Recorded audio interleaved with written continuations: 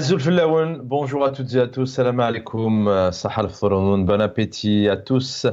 Merci d'être là pour ce nouveau numéro de Microscope. Merci pour votre fidélité. Ramadan Karim, Ramadan Mubarak, bon mois de Ramadan. Sahal diplomatie ce soir au programme puisque, eh oui, entre la France et l'Algérie, entre l'Algérie et la France, le feuilleton est loin d'être terminé. Nous allons revenir bien évidemment sur les annonces notamment dernière en date de François Bayrou, du ministre de l'Intérieur, Bruno Retailleau, qui en fait actuellement son programme au quotidien, notamment avec cette question de réexaminer donc les accords de 68 avec un ultimatum de 4 à 6 semaines a annoncé donc le Premier ministre François Bayrou il y a quelques jours. Et puis la sortie Emmanuel Macron déjà au Portugal la semaine dernière. Et un président de la République qui a encore une fois réaffirmé sa volonté d'engager un dialogue, dit Emmanuel Macron, exigeant et respectueux avec Alger. Alors que je vous le disais, son ministre de l'Intérieur ne cesse de réclamer un durcissement de rapports de force, notamment avec des ultimatums et puis des donnant. C'est ensemble que l'on peut faire des choses intelligentes pour les deux côtés, dit Emmanuel Macron. Cette mise au point, vous l'avez compris, survient alors après que le Premier ministre s'est exprimé notamment sur ces accords de 68, des accords de 68 qualifiés par le ministre des Affaires étrangères algérien de coquilles vides, de totalement dépassés, mais on va y revenir bien évidemment dans quelques instants. Et puis Emmanuel Macron qui a affirmé clairement l'accord de 1968, c'est le président de la République, en l'occurrence, lui. Voici ce qu'a clarifié donc Emmanuel Macron dans les pages de nos confrères du quotidien hier, le Figaro. La sécurité des Français est au-dessus de tout. L'attentat de Mulhouse était un vrai cas de dysfonctionnement. Je veux des résultats, dit Emmanuel Macron. Il faut que tous les gens identifiés comme dangereux soient repris. Et il faut que l'Algérie prenne ses responsabilités sur la situation notamment de l'écrivain Boualem Sansal, qui, on le rappelle, a été arrêté le 16 novembre dernier, quelques jours après, le 22 novembre au soir seulement. Donc sa famille, ses proches, ses avocats ont eu des nouvelles, puisque pendant près d'une semaine, Boualem Sansal était porté disparu. Des méthodes aussi qui font encore polémique aujourd'hui, des méthodes répressives.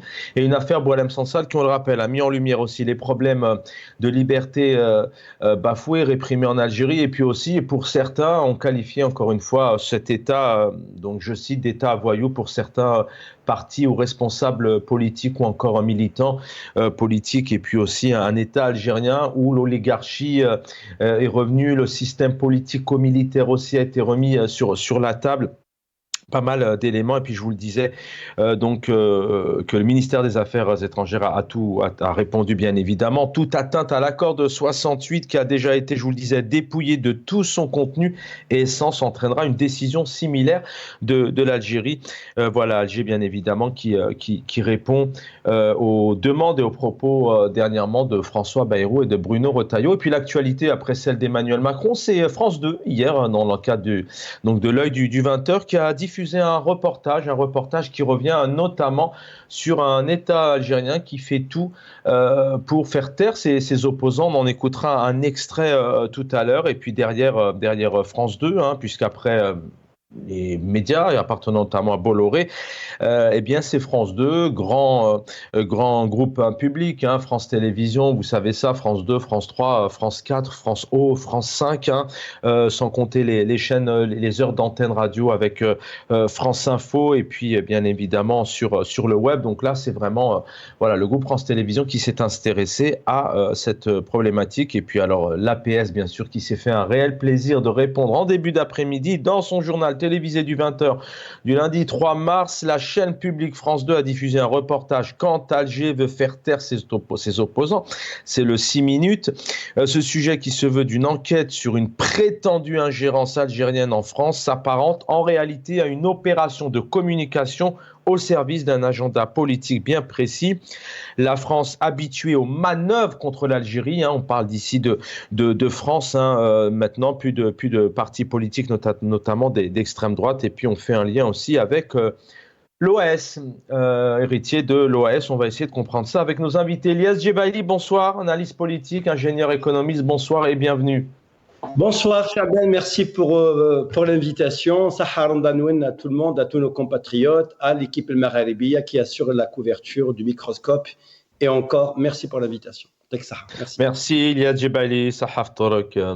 Ramadan Moubarak est avec nous, je l'espère, Rachid Hassani, secrétaire national en charge de la communication au RCD. Rachid Hassani, bonsoir et bienvenue. Sahaf Torok, Sahaf Torkom. Sahaf Torkom, bonsoir Chaban, merci pour l'invitation.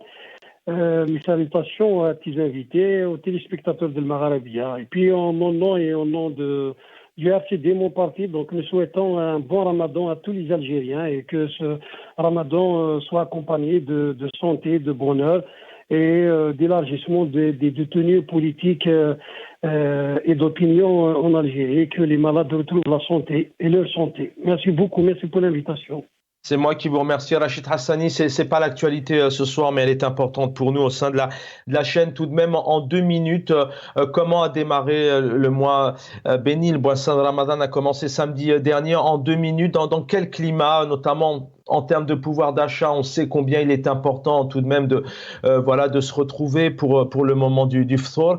Dans quel climat se situent ces premières journées de Ramadan? On a vu tout de même des tarifs augmenter du jour au lendemain, mais est-ce que cela se passe plutôt bien?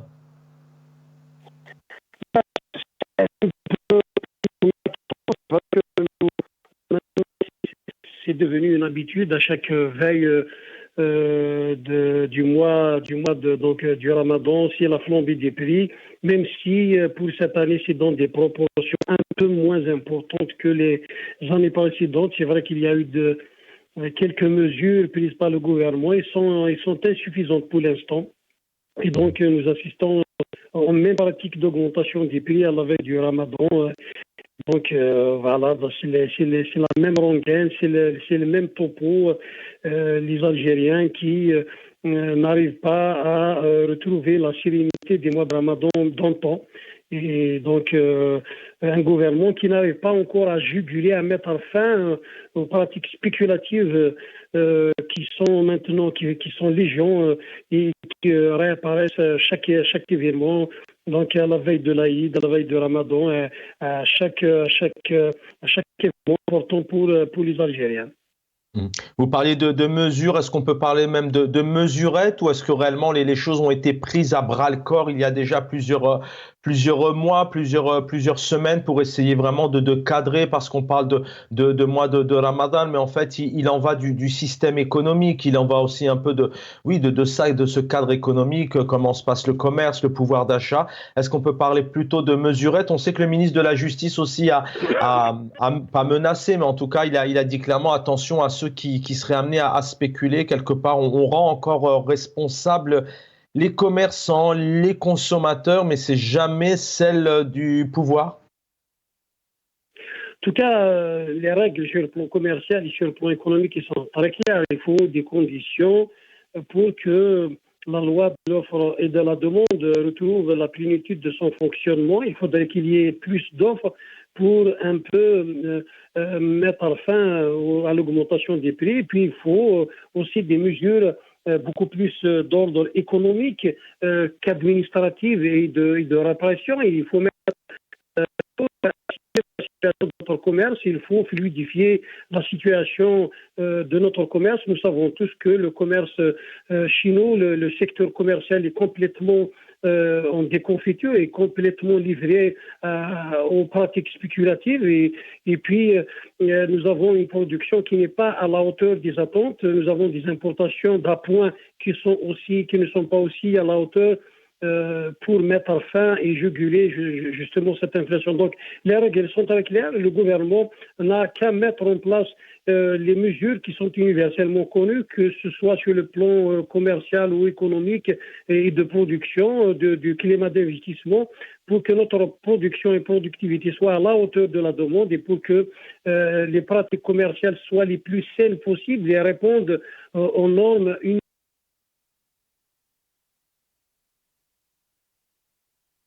Que les prix puissent retrouver leur normalité. Merci Rachid Hassani sur ce premier point. Deuxième point, La crise continue entre la France et l'Algérie, un parti politique d'ailleurs comme le vôtre, l'Algérien que vous êtes.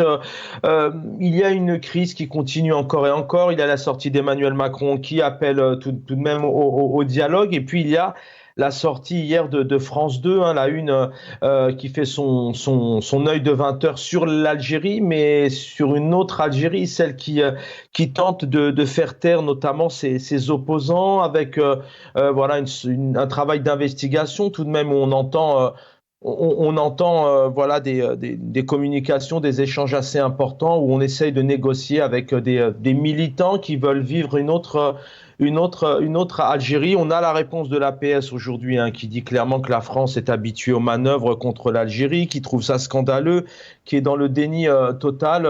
Peut-être d'abord une réaction sur cette nouvelle actualité. Vous me direz c'est peut-être de bonne guerre, puisque le NTV dernièrement a aussi démontré une sorte d'ingérence de la France. Rachid Hassani.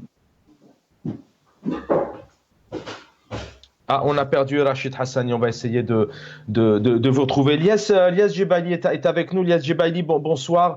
C'est l'actualité chaude. Lies est avec nous ce soir. Vous avez certainement vu cet œil du 20h tout de même qui met... on va d'ailleurs peut-être en écouter un extrait. On va demander à nos collègues de la régie de nous diffuser l'enquête notamment un extrait de l'enquête de France Télévisions. C'était hier soir et on se retrouve tout de suite après. Des influenceurs qui menacent très explicitement des opposants algériens réfugiés en France. réfugié politique.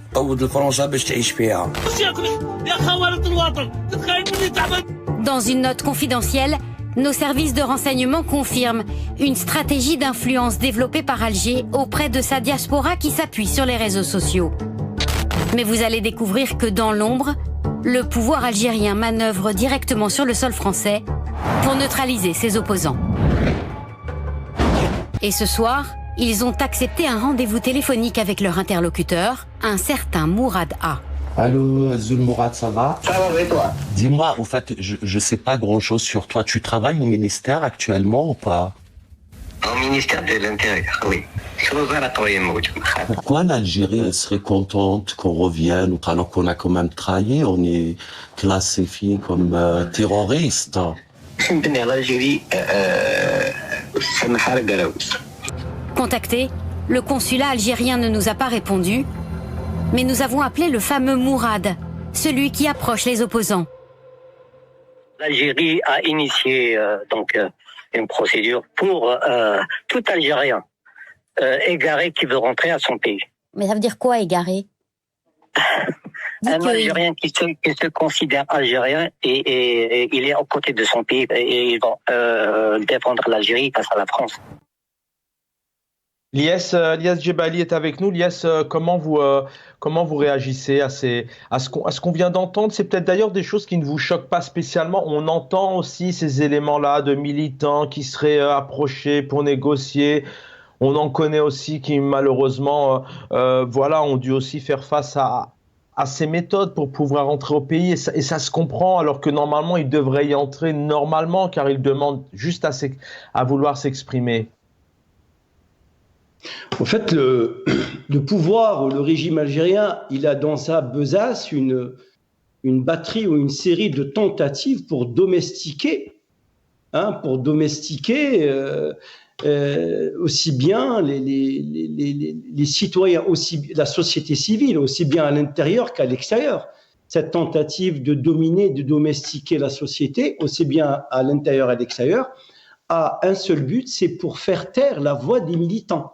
Donc, c'est des pratiques, je m'excuse du terme, un peu fort, des pratiques ignobles, voire minables, et de dire que nous sommes égarés et que tout Algérien, tout citoyen qui milite pour un changement de façon pacifique et considéré aux yeux du régime est égaré. Et égaré, ça veut dire il est en dehors de la plaque, ça veut dire il est égaré. Égaré, je suis désolé, dans le monde animal aussi, un animal n'est pas égaré. Un animal, quand il soi-disant il est égaré, à la recherche de la nourriture. Forcément, c'est des pratiques minables d'un autre temps.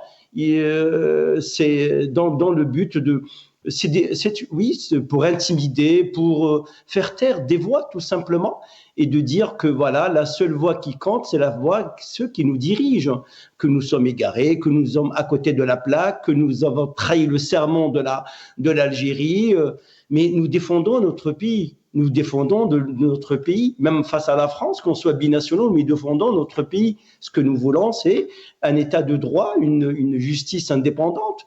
Voilà, peut-être le sujet, la thématique de votre émission, elle va parler de la France et l'Algérie. Il n'en demeure pas moins. Je vais aussi charger du côté français en apportant des arguments.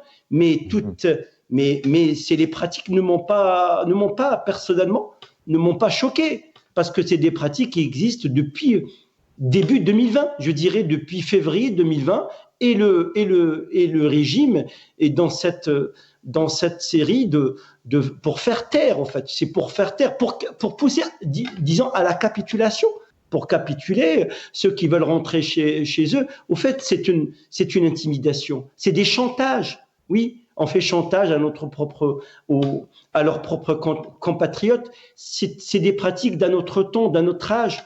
Ces pratiques dans les pays occidentaux ont cessé après la fin de la Seconde Guerre mondiale. Ils ont survécu un peu dans le bloc de l'Est, et maintenant, j'en suis sûr que dans la majorité des pays démocratiques ou émergents qui s'apprêtent à embrasser la démocratie, ne pratiquent pas ce genre de pratiques.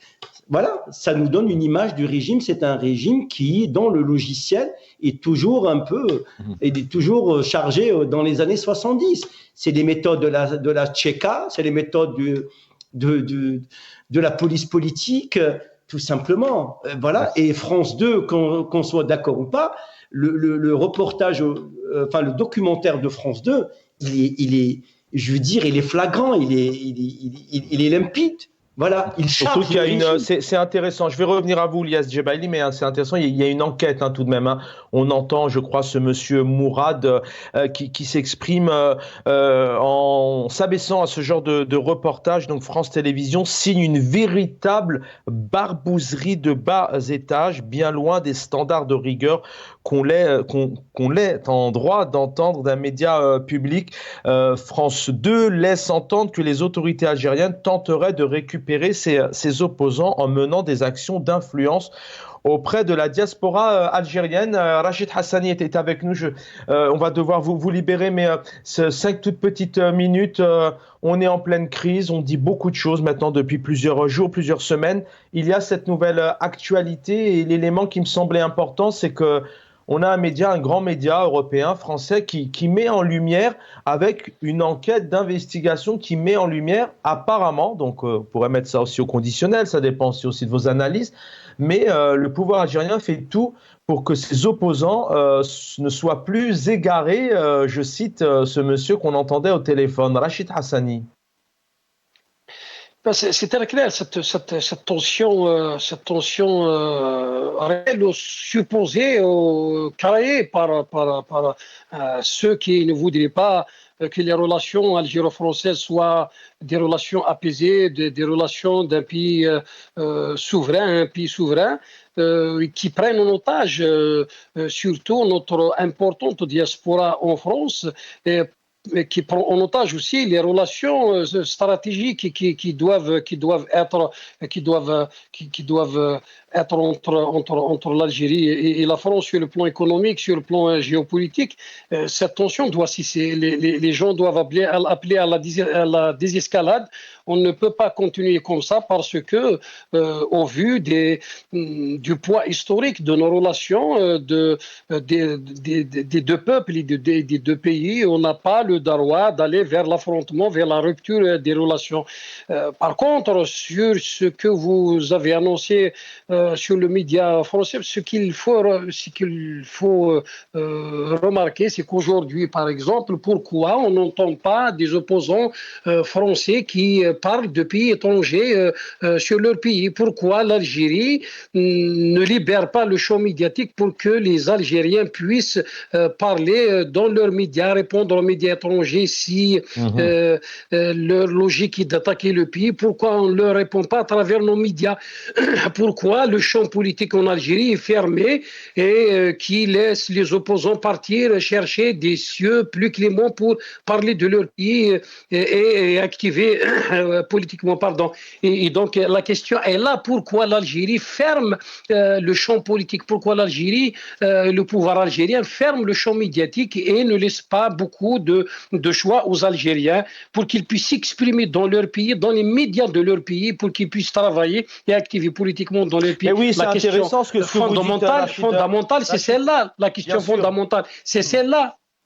C'est intéressant ce que vous dites, effectivement. Si demain, le pouvoir algérien montrait une autre image, en tout cas libérerait ces champs médiatiques, les syndicats aussi sont fermés, le politique, ça permettrait. Alors nous, on a quelque part la chance de vous avoir aussi parce que quasiment tous les partis politiques existants ne veulent pas s'exprimer pour plusieurs raisons. Soit elles sont proches du pouvoir, soit ils ont peur. Mais c'est ça, en fait, la clé, elle est là. C'est peut-être donner accès aux Algériens à l'intérieur du pays, de dire nous on répond à France Télévisions, on répond aussi à Macron, on répond à l'extrême droite, mais malheureusement ça n'existe pas et c'est ce qui coûte cher aujourd'hui au pouvoir algérien, avec quelque part cette mise en lumière, parce que cette enquête de 6 minutes 30, c'est ce qui aurait pu être diffusé peut-être quelques semaines avant le Hirak, bien avant cette crise. Oui, effectivement, c'est ce que je dis, parce qu'au-delà du contenu, qu'on soit pour ou contre, que le contenu soit professionnel ou tendancieux, le problème n'est pas là. Pourquoi? La question, je vous dis, pourquoi? Et là, justement, je parle de notre combat en tant que Rassemblement pour la culture et la démocratie, en tant que RCD. Nous sommes en train de dire qu'il faut libérer le champ politique, qu'il faut libérer le champ médiatique et qu'il faut laisser les Algériens s'exprimer dans leur pays, dans leurs médias, exprimer leur choix, leur volonté, et pour ne pas laisser justement pour ne pas laisser l'opinion livrée à ce qui vient de l'extérieur, à des manipulations justement extérieures. Donc la question fondamentale, c'est celle-là. Aujourd'hui, le pouvoir algérien doit se raviser, le pouvoir algérien doit revoir sa carte, doit revoir ses plans, parce que seule une libération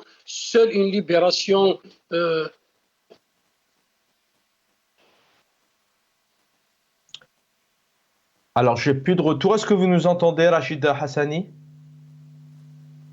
Oui, je vous entends. Allô? Très bien, oui, je vous laisse terminer.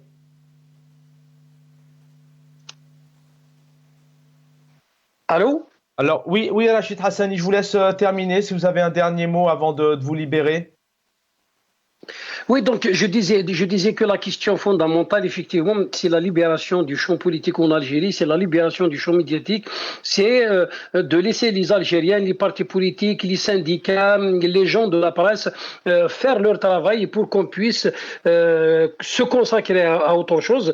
Vous voyez par exemple cette histoire du reportage de France 2 ou autre, il suffit que des médias algériens libres puissent donner la parole aux Algériens, donner la parole aux journalistes, donner la parole aux politiques pour qu'on puisse avoir ce débat. Oui, aux militants pour soit contredire, soit peut-être conforter certaines thèses développées. Et il faut laisser les Algériens s'exprimer. Il ne faut pas avoir peur des Algériens.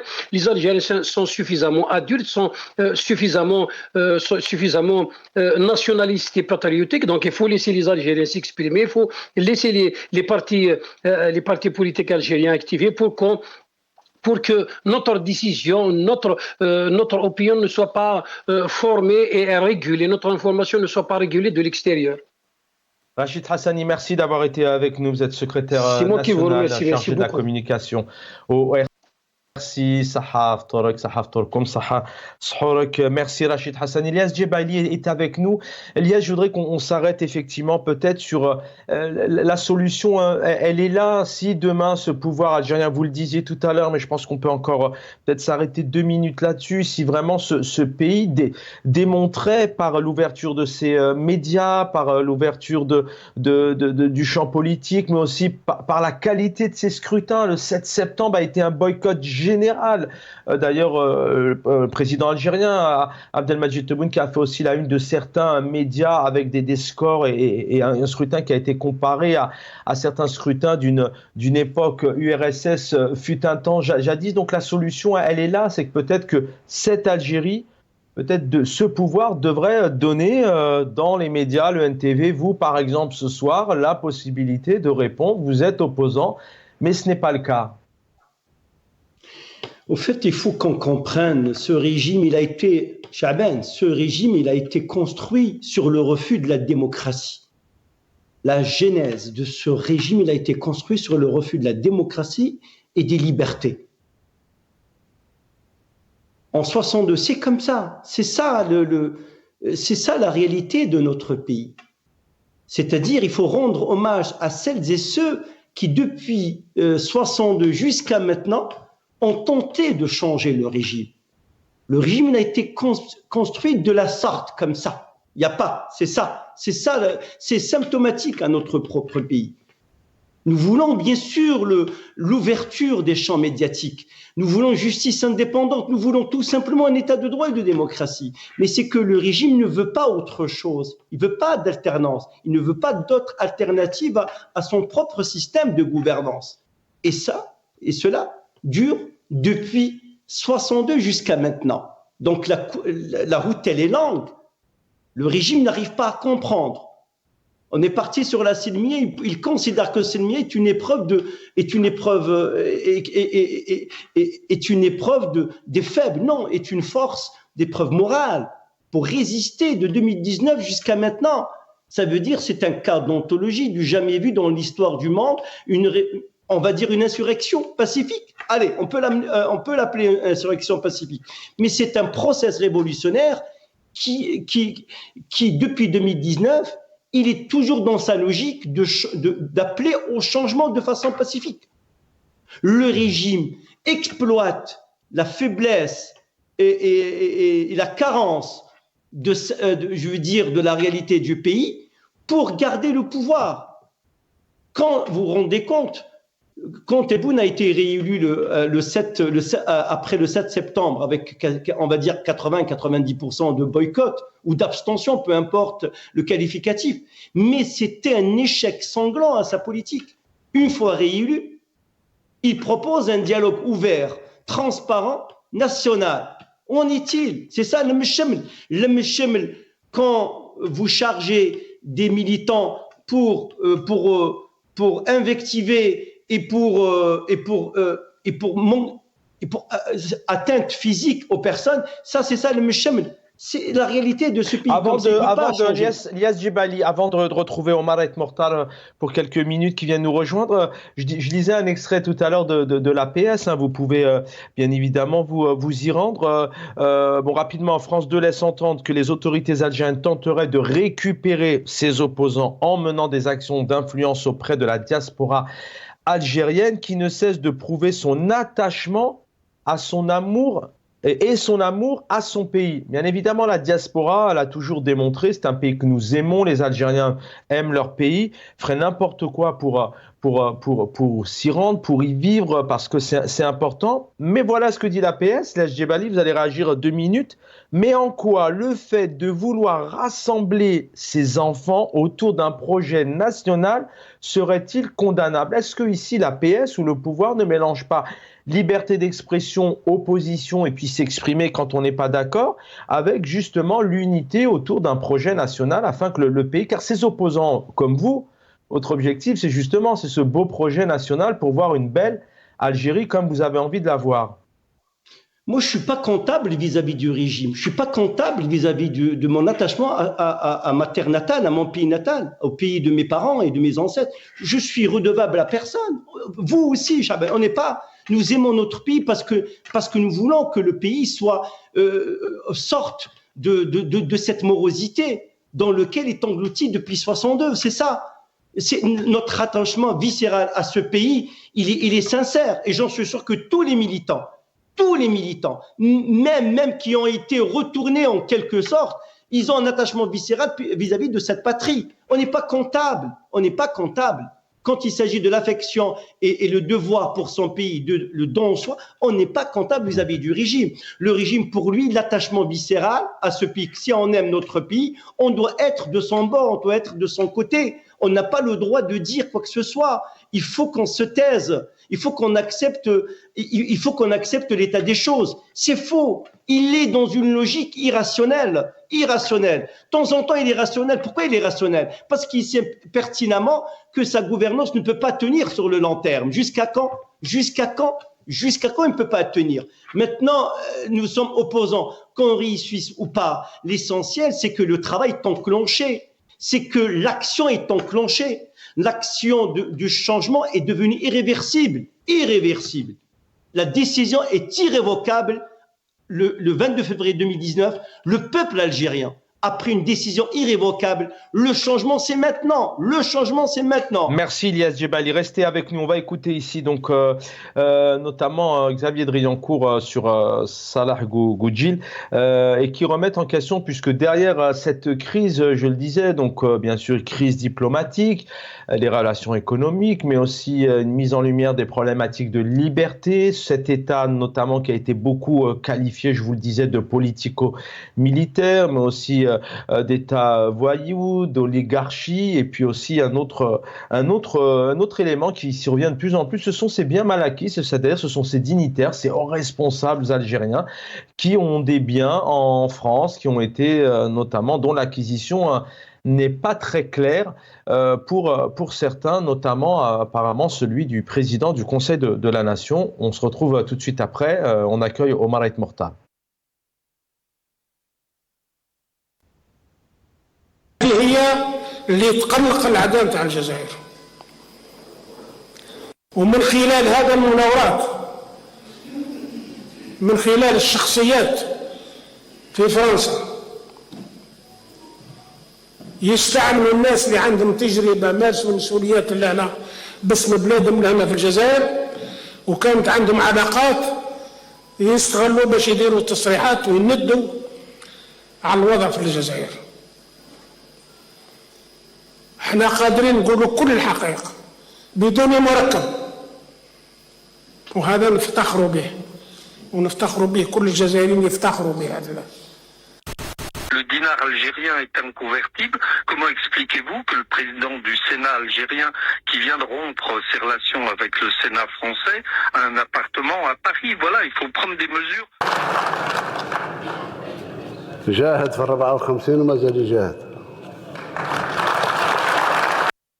Voilà, chez nos confrères d'Europe 1, vous avez entendu donc Xavier Driancourt qui remet en question notamment certains biens mal acquis pour lui. Omar Ait Mortal, bonsoir et bienvenue. Sahaf Torok, Ramadan Moubarak. Omar Ait Mortal, je sais que vous avez beaucoup de choses à nous dire, notamment encore une fois ce sujet hier, c'est l'actualité. Il était important de revenir. D'abord, il y a Emmanuel Macron qui appelle au dialogue tout de même, qui remet un peu en place son Premier ministre et son ministre de l'Intérieur, mais derrière cette enquête, on entend tout de même des éléments importants. Il y a une enquête, une journaliste, un téléphone où on écoute quand même. Les choses sont claires. On essaye peut-être de récupérer, je vais citer le terme, des Algériens, Algériennes égarés qui devraient se retrouver au cœur de la nation. Omar Ait Mortal. Je commence par Goudjil déjà. Il a commencé à installer son fils à Paris, à l'INALCO, alors qu'il n'aime pas la France. Il a un appartement à Paris. Il se soigne à Paris. Et puis, quand Tebboune dit que Djad fait 54, non, 54, il s'est sauvé en Tunisie après l'échec dans les Aurès. Il a vendu des fruits et légumes à Tunis. Il s'est marié là-bas jusqu'à l'indépendance. Il est rentré avec l'armée des frontières. Voilà Goudjil.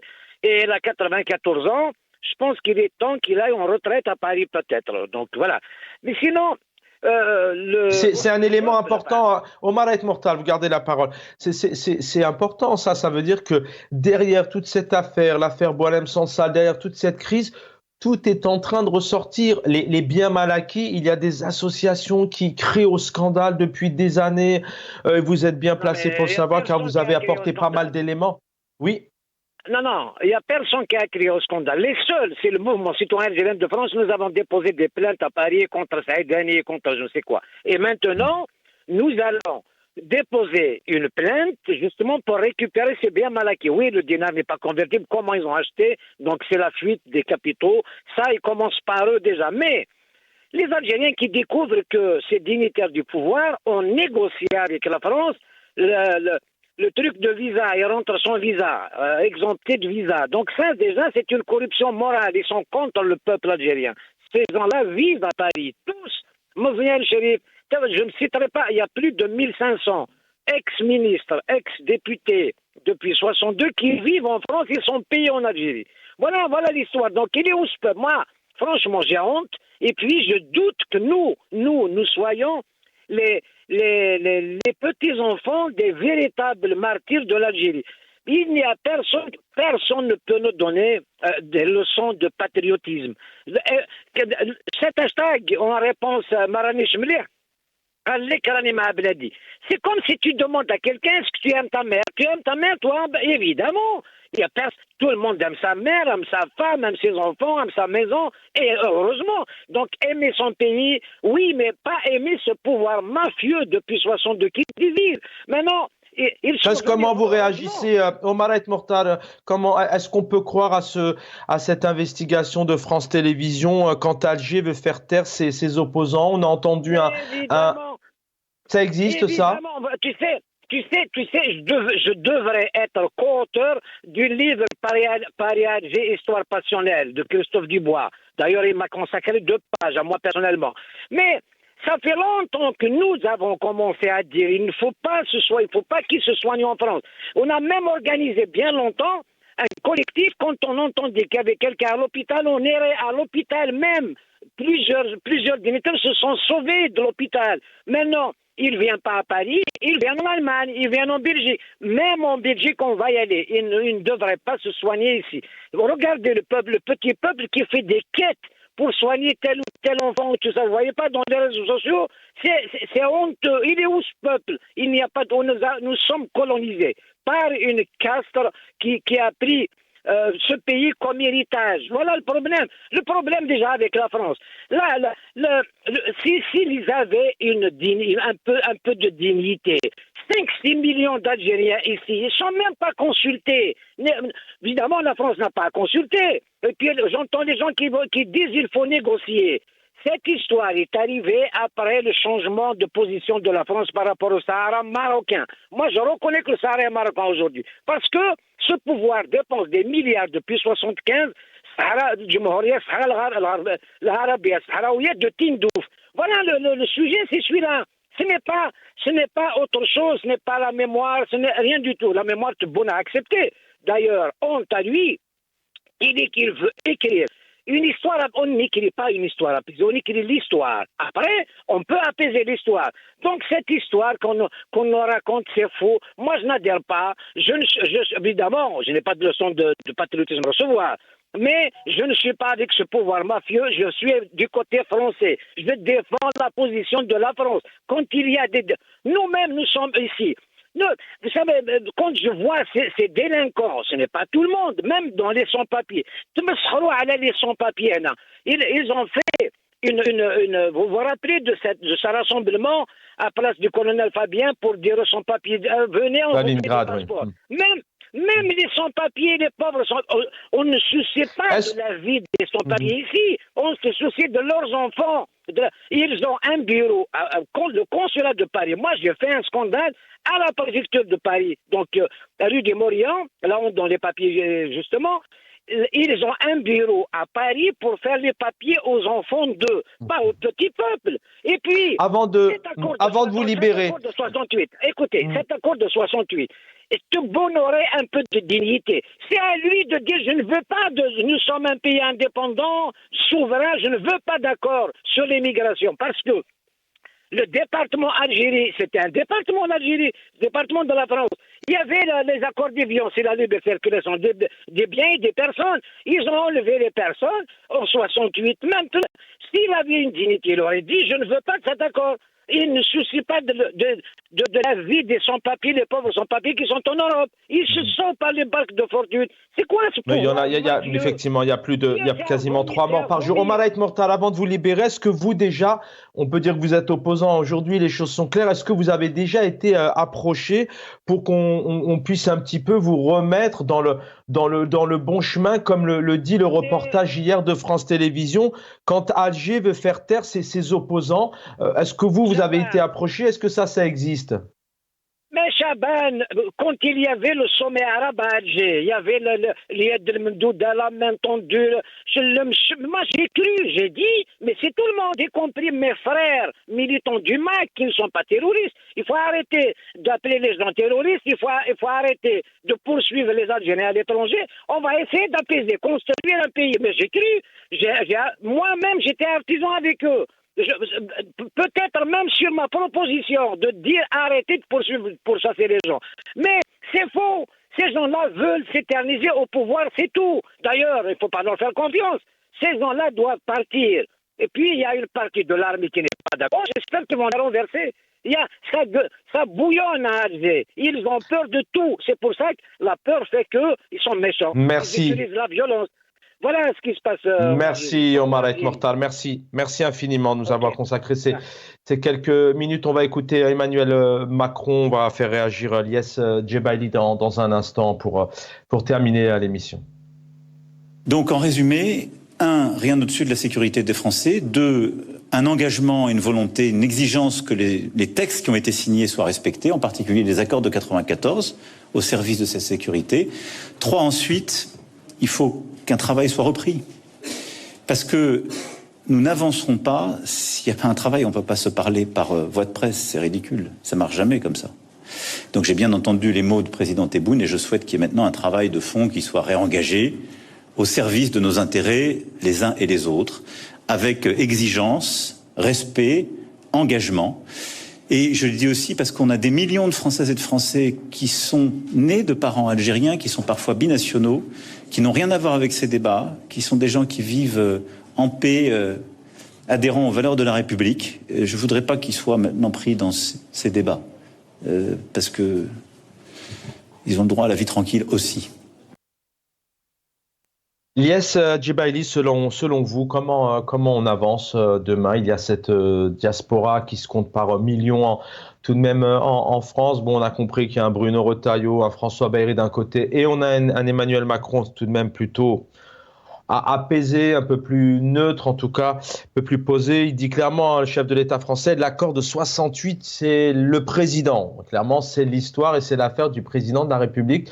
Comment, selon vous, peuvent évoluer les choses demain, Lies Djebaili? De toute façon, les relations entre la France et l'Algérie n'iront pas jusqu'à la rupture, c'est quasi impossible. Je pense que c'est une réponse cinglante de Macron. Macron, il est stratège, qu'on le veuille ou non, il est stratège. Il n'a pas fait beaucoup de politique dans sa vie, mais c'est quelqu'un de très rationnel. Il est passé par une école, par l'ENA, qui forme des écoles nationales d'administration. Surtout sa promotion, c'était une promotion où ils ont fait plus de politique que prévu, enfin, d'après les informations. Mais c'est quelqu'un qui est fin, qui a répondu de façon cinglante à Bruno Retailleau, qui est ministre de l'Intérieur, qui voulait exploiter, certes, qui voulait exploiter aussi son statut au sein du gouvernement. C'est parce que c'est la partie de la droite la plus dure du gouvernement.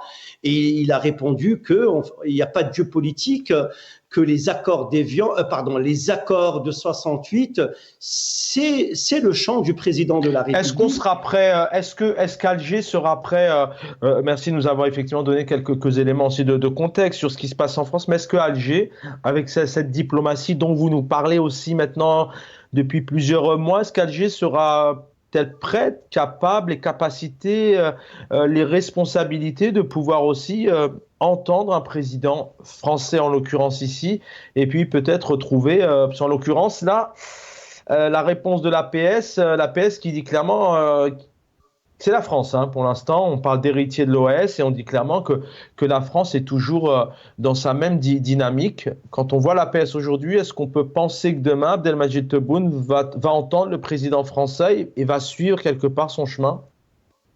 Je pense que au fait, le problème du régime algérien, toujours c'est l'extrême droite. L'extrême droite, c'est un courant qui existe en France. Certes, c'est anti-Algérie, anti-régime, anti-ceci, parce que peut-être il y a les reliquats de l'Algérie française, mais en principe, c'est le gouvernement. Il faut dissocier ce gouvernement parce que c'est un gouvernement hétéroclite qui est composé contre nature, juste pour faire passer un budget. Donc vous avez la partie la plus dure, la partie la plus soft entre guillemets. Même François Bayrou, il s'est fait avoir quand il a donné un ultimatum. Comment on peut donner un ultimatum de 4 à 6 semaines à un régime qui est très sec, qui est doté d'un nationalisme qui est très poussé. D'ailleurs, c'est pas moi qui l'ai dit, c'est Dominique de Villepin.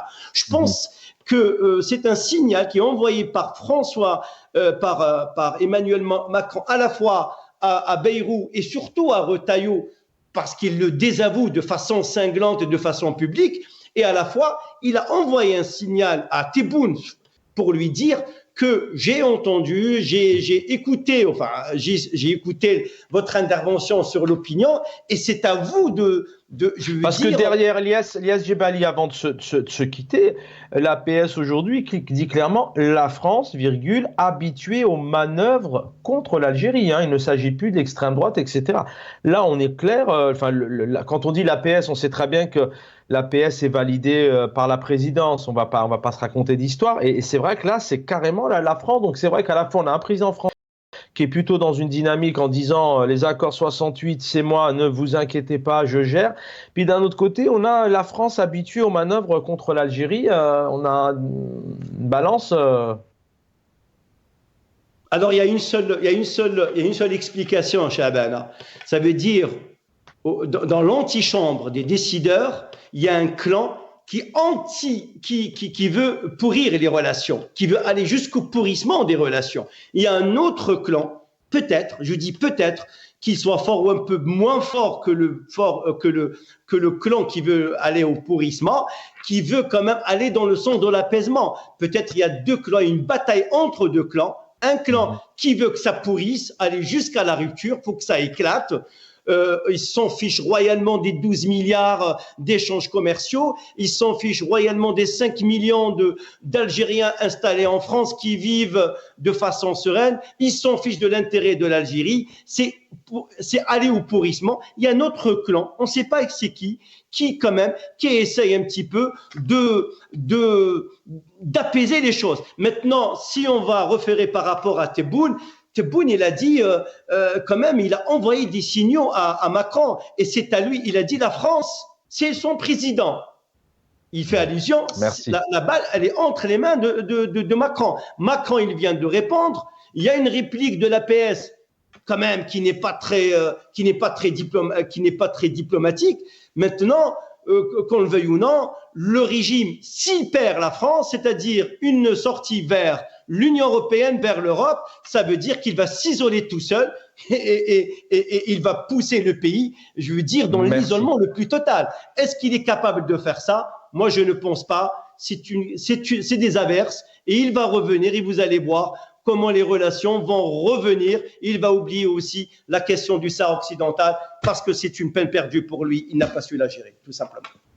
Il n'a pas su la gérer. Ah non, il n'a pas su la gérer. Absolument pas, il n'a pas su la gérer, cette question-là. Tout à fait. Merci Ilyas Djebali d'avoir été avec nous. Merci pour votre fidélité, ingénieur économiste, analyste politique, qui était avec nous aussi. Omar Ait Mortar, merci pour votre présence. Et puis Rachid Hassani aussi était avec nous du RCD.